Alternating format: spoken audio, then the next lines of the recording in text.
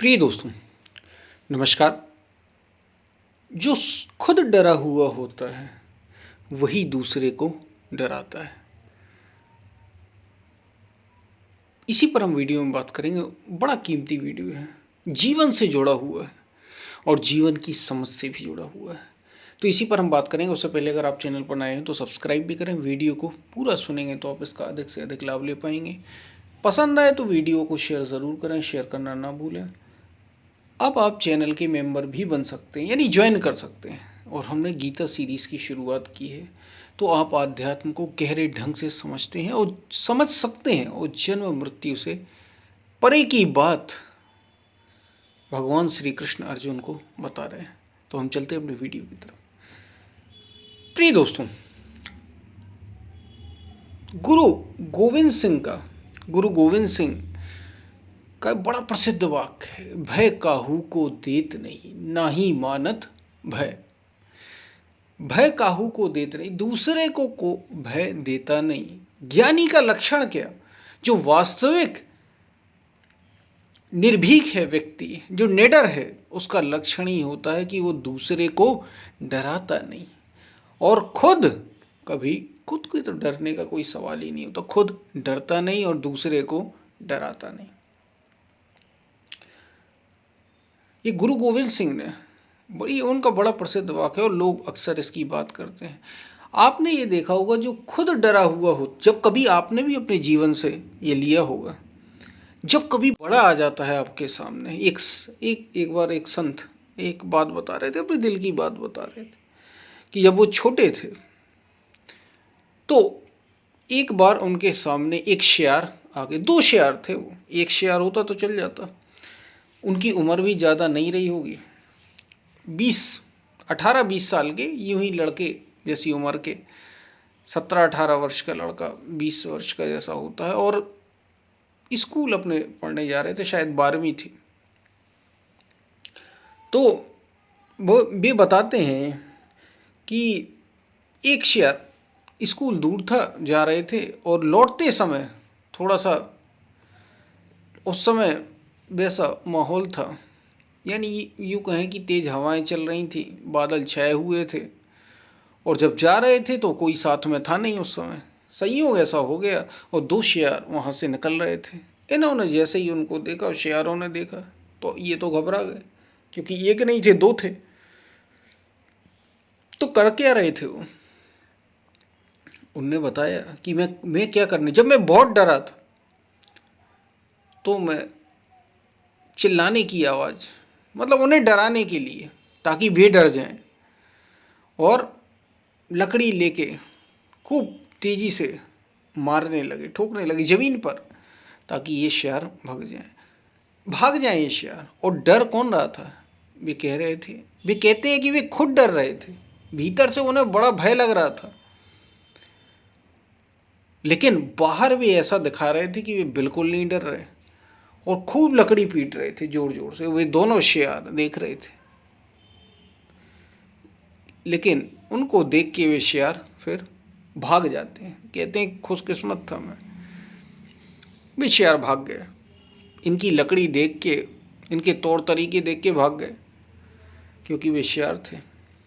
लेकिन वे कहते हैं कि वास्तव में एक बात उन्हें समझ में अब आती है, उस घटना को याद करके। जो ये बात कही ना, ये सार बताया, गुरु गोविंद सिंह की शिक्षाओं का ये सार है। भय काहू को देत नहीं, ना ही मानन भय। ना तो किसी को भय देता है और ना खुद ही भय अपने भीतर रखता। अपने भीतर किसी प्रकार का भय नहीं, और दूसरे को कोई भय देना नहीं, क्योंकि आप वही देते हैं लोगों को जो आपके पास होता है।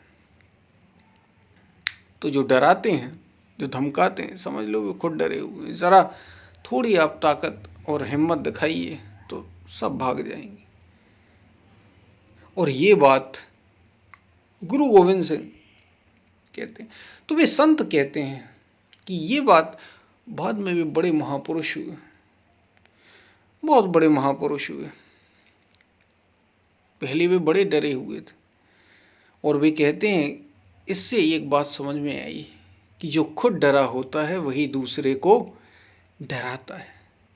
ज्ञानी का लक्षण ही है, वो किसी को डराता नहीं, किसी में भय पैदा नहीं करता। कोई ऐसी बात नहीं जिससे उसके अंदर भय पैदा हो जाए, दूसरे में भय पैदा हो जाए, ऐसी कोई बात ही नहीं करता। क्यों क्यों नहीं करता? क्योंकि खुद भीतर से डरा हुआ नहीं होता, और जो भीतर से डरा होता है वही दूसरे को डराता है। तो अगर आप किसी को डराते हैं, किसी को धमकाते हैं, तो समझ लेना कि आप भीतर से डरे हुए हैं। और अगर कोई आपको डरा रहा है, धमका रहा है, तो जरा ताकत से खड़े हो जाना, उसके भीतर डर मौजूद है, ये समझ लेना। वो अगर डरा रहा है, धमका रहा है, इसका मतलब ही है कि वो खुद डरा हुआ है। अब आध्यात्म में हमारे संत कहते हैं कि ये जो माया है, जब कोई आध्यात्मिक साधक इस पर चलने लगता है, गहरे आध्यात्म में गहरे रूप से चलने लगता है, काम और क्रोध लोभ मोह पर विजय पाने की ओर बढ़ चलता है, तो ये माया झपट्टे मारती है। माया यानी यही मन जो पुराने संस्कार लिए हुए हैं, यही आपके विचार जो काम क्रोध लोभ मोह के संस्कारों से भरे हुए हैं, ये झपट्टा मारते हैं, डराते हैं, धमकाते हैं। माया कहा ना, सब जग को रही नचाए, ये माया जादू करनी। और ये ऐसे डराती है, व्यक्ति डर जाता है। ये हमारे अंतःकरण की बात है, हमारे और आपके मन की बात है। हमारे और आपके मन में ये डर मौजूद होता है, क्योंकि ये जो रास्ता है खुद को खोजने का, स्वयं को जानने का। और याद रखिए, मैंने कहा ना, निर्भय, निर्भय केवल और केवल पूर्ण निर्भय आत्मज्ञानी ही हो सकता है, या उस पर पथ पर पहुंचा हुआ या बहुत आगे बढ़ा हुआ व्यक्ति ही हो सकता। पूर्ण निर्भय तो केवल आत्मज्ञानी ही होता है, क्योंकि उसे तो मृत्यु का भय भी नहीं रह जाता, मौत का भय भी उसे नहीं रहता, वास्तव में नहीं रहता। पूर्ण ज्ञानी तो वही होता है, पूर्ण निर्भीक तो वही होता है। लेकिन उस पथ पर बहुत आगे तक पहुंचा हुआ साधक, जिसे अभी आत्मज्ञान नहीं हुआ, अपनी चेतना को बहुत ऊंचे तक ले गया, वो भी निर्भीक होता है। तो निर्भीक निडर तो यही होते हैं, वास्तव में निडर, मृत्यु से भी निडर, बाहर दिखाने वश का नहीं। क्योंकि जो खुद से डरा हुआ नहीं है, वही दूसरे को ना तो डराता है, ना दूसरे से डरता है। डरने का कोई सवाल ही नहीं, उसे चिंता ही नहीं। जिसको चिंता होगी, जिसकी कोई कमजोरी होगी, वो डरेगा। और भगवान श्री कृष्ण अर्जुन से यही कह रहे हैं कि अर्जुन, तू शरीर नहीं है, तू मन नहीं है। आप अपने भीतर देखिए, ये अंतःकरण की बात है। हमारे अंतःकरण में यही जो माया, ये हमें डराती है। काम क्रोध, जब कोई साधक इस रास्ते पर चलता है तो वासना आती है भयंकर रूप से, क्रोध आता है, लोभ आता है, और डर जाए साधक जिसमें, उसकी साधना बंद हो जाए, उसकी साधना में अवरुद्ध हो जाए। लेकिन जो पीछे नहीं हटता, जो डरता नहीं, वही इसका पार पा सकता है। वही इस माया का अपने भीतर के द्वंद्व से, क्योंकि असली युद्ध तो यही है। एक युद्ध वो है जो दुनिया में जीते जाते हैं, वे भी कीमती, वे भी महत्वपूर्ण हैं, वे भी सत्य और असत्य के हो सकते हैं। जैसे कृष्ण ने युद्ध किया, भगवान श्री कृष्ण ने, भगवान राम ने, अनेक सिख गुरुओं ने युद्ध किए, वे भी महत्वपूर्ण होते हैं। लेकिन सबसे महत्वपूर्ण तो स्वयं को जीत लेना है। इससे महत्वपूर्ण और कुछ भी नहीं। ये सबसे महत्वपूर्ण हो, क्योंकि बाहर की जितनी भी जीतें हैं, जितनी भी आप जीत करते हैं, हारते हैं या जीतते हैं, वो सब एक समय बाद आपके हाथ नहीं लगती।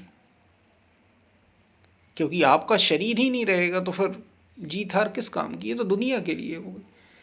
असली जीत स्वयं की जीत है, असली जीत भीतर की जीत है, असली जीत सत्य को जान लेने में है, आत्मज्ञान को पा लेने में। वही व्यक्ति निडर होता है जो पूर्ण आत्मज्ञानी।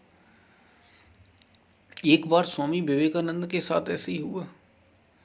वो एक परिव्राजक के रूप में घूम रहे थे, जंगलों में घूम रहे थे, और जंगल से गुजरते हुए एक रास्ते से गुजर रहे थे, पहाड़ी रास्ता था। अचानक से उनके उल्लेख में ये आता है, आप अगर पढ़ेंगे तो ये आता है कि अचानक से एक बंदरों का झुंड उनके ऊपर कून सा पड़ा। उम्र ज़्यादा नहीं थी विवेकानंद की, 28-30 वर्ष के आसपास रही होगी। बंदरों का झुंड उन पर कून पड़ा और वे भागे, जितनी एकदम से घबरा गए। तो पीछे से एक व्यक्ति ने कहा, अरे भाई सन्यासी, तू डर क्यों रहा है, तू भाग क्यों रहा है, जरा खड़ा तो हो जा। लकड़ी लेकर, विवेकानंद लकड़ी लिए थे लेकिन बड़े घबराए हुए थे, डरे हुए थे। जैसे ही उनने ये बात सुनी वे खड़े हो गए और उन्होंने निडरता पूर्वक छड़ी घुमाई, बंदर भाग खड़े हुए। तो उन्हें निडरता का, निर्भीकता का अर्थ समझ में आया।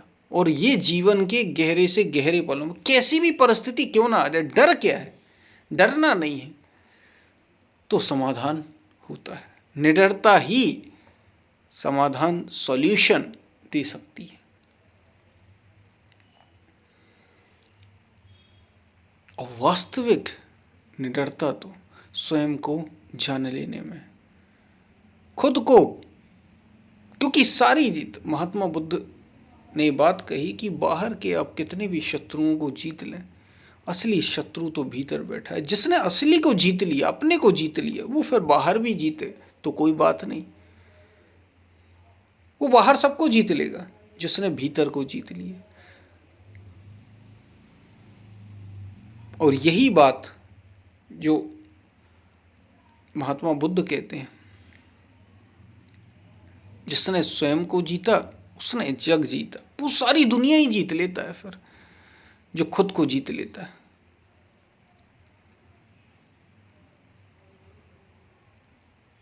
और यही बात सभी महापुरुष कहते हैं। निडरता बड़ा, आध्यात्म से बड़ा इसका गहरा संबंध, क्योंकि निडरता का संबंध केवल बाहर के क्रियाकलापों से ही नहीं कि कोई मार दे आपको, कोई आपको डरा दे, धमका दे, केवल इससे ही संबंध नहीं होता। ये परिस्थितियां जीवन की ऐसी हो जाएं तो भी निडर बने रहे, तो भी निर्भीक बने रहे, ये उसकी बात है। ये इतनी गहरी बात है, निडरता, निर्भीकता, फियरलेस।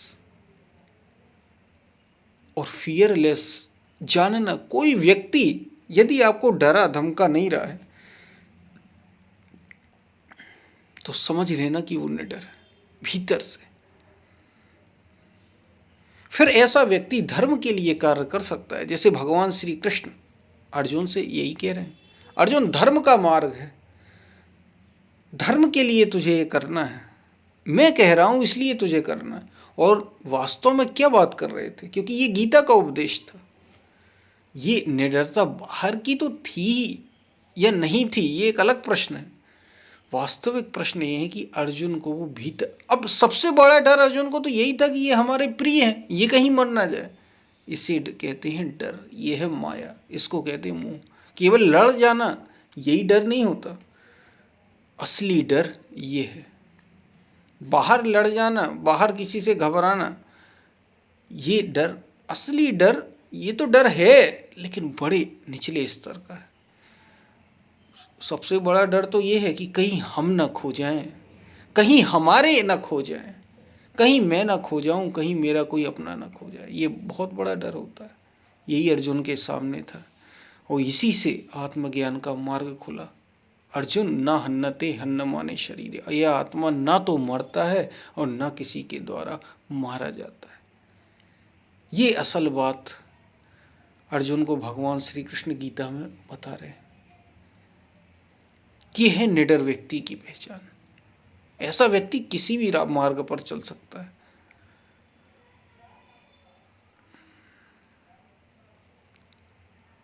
और हमने जैसे पहले ही कहा, पूर्ण जो सत्य को जाना हुआ है वही इस निडरता को प्राप्त होगा। फिर उसे मृत्यु का भी भय नहीं रहता, मौत का भी डर नहीं रहता। और ये पूर्ण होश में होता है, क्योंकि मौत का डर तो कई लोगों को नहीं रहता, लेकिन वे बेहोशी में उन्हें सपने दिखा दिए जाते हैं कि मौत के बाद कुछ और होगा, कुछ और होगा, कुछ और होगा, तुम स्वर्ग लोग जाओगे, तुम ये होगा, तुम ऐसे कर जाओ। सपने दिखा के मौत की बात नहीं, मर जाना कोई सॉल्यूशन नहीं।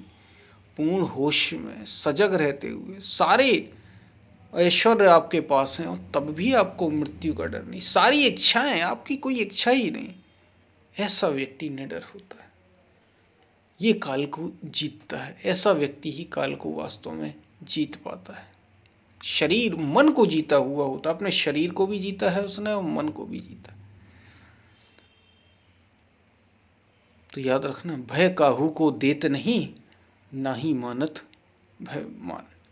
यानी ना तो किसी को भय देता है और ना ही कोई खुद भय मानता है। ये लक्षण है ज्ञानी पुरुष के, ये लक्षण है योगी के, ये लक्षण है एक सच्चे भक्त के। कहा जाता है ना, जाको राखे साइया, मार सके ना कोई, बाल न बाका कर सके, जो जग बैरी हुए। सारा संसार भी विरोध में खड़ा हो जाए उसके, तो भी उसका बाल बाका नहीं होता। इसको कहते हैं जो आत्मा की सुरक्षा में खड़ा है, जो सत्य की सुरक्षा में खड़ा है, जो सत्य के दायरे में खड़ा होता है, जो भक्तों की अगर हम भाषा में कहें तो जो भगवान के सानिध्य में होता है, भगवान के सानिध्य में, वो फिर ना तो किसी को डराता है और ना किसी से डरता है। उसकी रक्षा स्वयं ईश्वर करता है, भगवान करता है, वो अस्तित्व रक्षा करता है। बात आपको समझ में आई होगी। हम फिर मिलते हैं, तब तक के लिए धन्यवाद। वीडियो पसंद आए तो शेयर ज़रूर करें और चैनल को ज्वाइन अगर आप कर सकते हैं तो ज़रूर करें। गीता सीरीज से भी जुड़ें। हम फिर मिलते हैं, तब तक के लिए धन्यवाद।